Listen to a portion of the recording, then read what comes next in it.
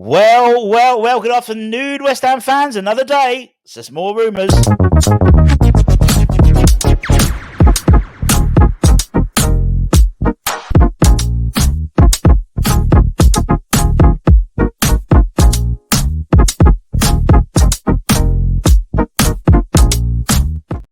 Yes, everybody, Russ and the West Ham Network. Hope you're safe and well. Happy Friday.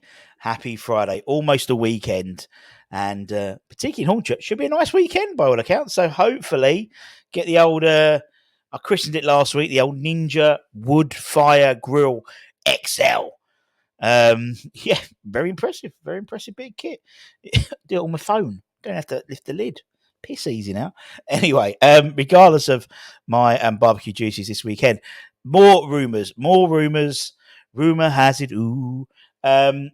Now, again, disclaimer, we're not saying we're signing all these players, but what we do is, and that's what we've always done as a channel, is scour all the gossip pages for you and sort of look at what's been spoken about, assess it, move on. And I said we do move on because we've been linked to over, I think it's 125 players now.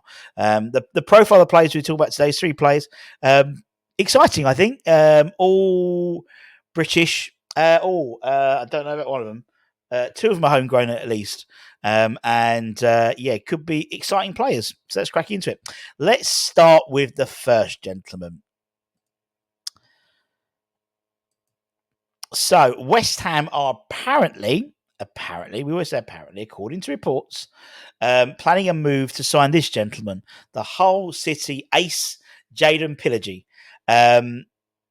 The Hammers apparently have identified Jaden as a top attacking target.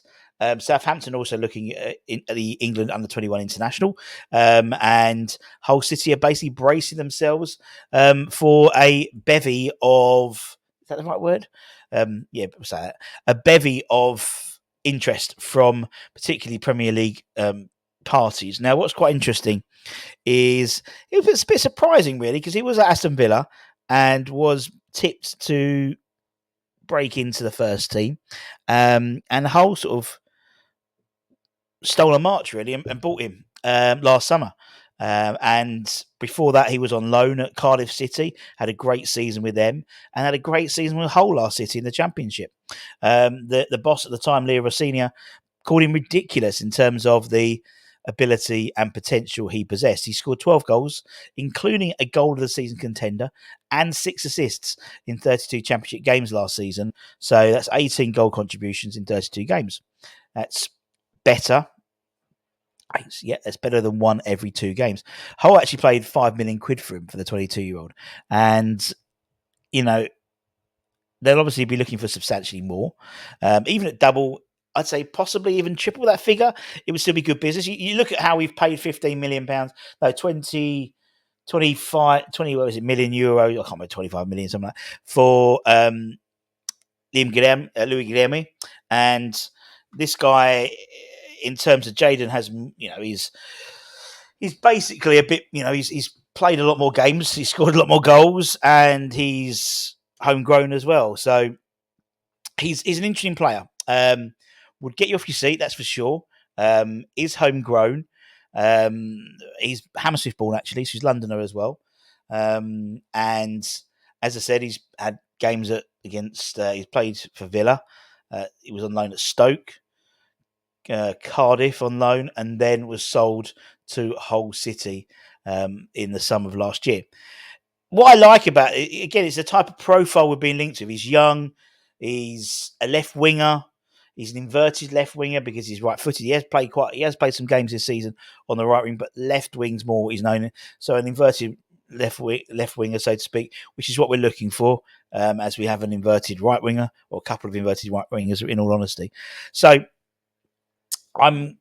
he's the type of guy who'll get off your seat. If anyone watches in the Championship, watched any of Hull last season, had a decent season, and anything good sort of came through Jaden. So again, it's showing when, I think he's under contract until like 2020, the summer of 2026.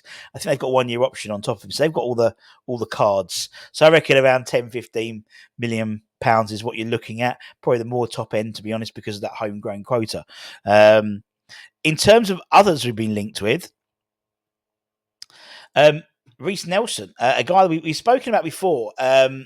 And we were linked to, I want to say last year, but apparently us and Nottingham Forest, I didn't think had any money, have contacted Arsenal over a potential deal for Reiss Nelson. Arsenal are open to offers for the wide man, who is 24, and as it looks to generate some funds for new signings this summer. He's apparently told Arsenal he's keen to move this summer and play regularly first team football away from the Emirates. Very much been a bit part player in and out of the team. And apparently us and Forest have made the first moves. However, again, slight fly in the ointment is, according to reports, Arsenal value Reiss around 25 to 30 million pounds, which seems a lot. It does seem a lot. He's 24. He is homegrown.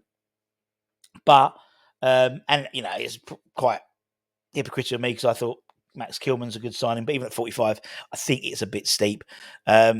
I think this is a bit steep as well, in all honesty. Obviously, any sale for Arsenal of Reiss goes in a pure profit under PSR.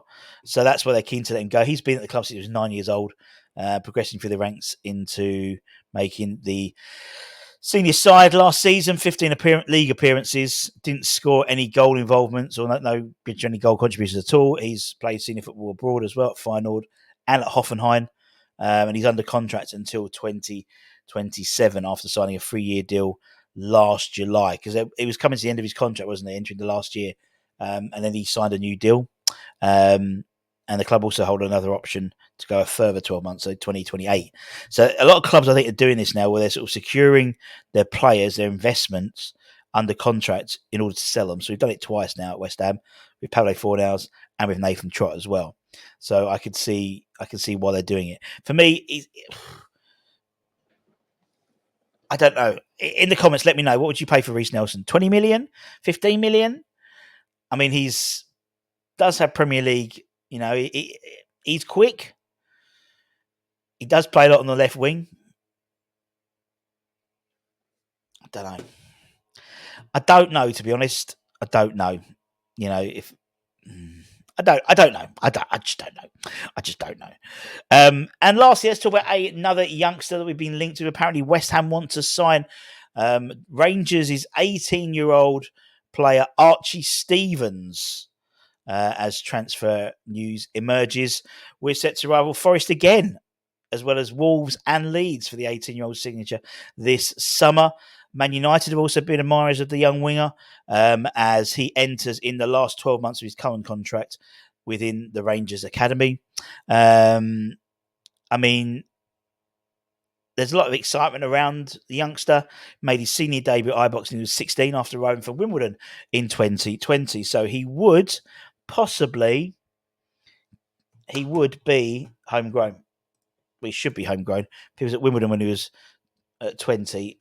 Again, people have asked me about the definition of a homegrown player, and the homegrown player is someone who has played for at least 3 years within a registered English club, and obviously Wimbledon would be an English registered club. Let's have a look on his Wikipedia.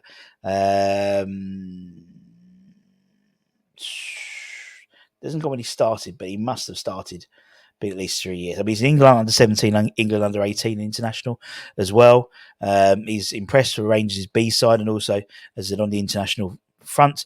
He's the kind of emerging young talent that we seem to have at London Stadium. Obviously, this morning I spoke about the contract status with Lewis Orford, which is a bit puzzling. But obviously, Caelan Casey, George Earthy, similar sort of pool of players.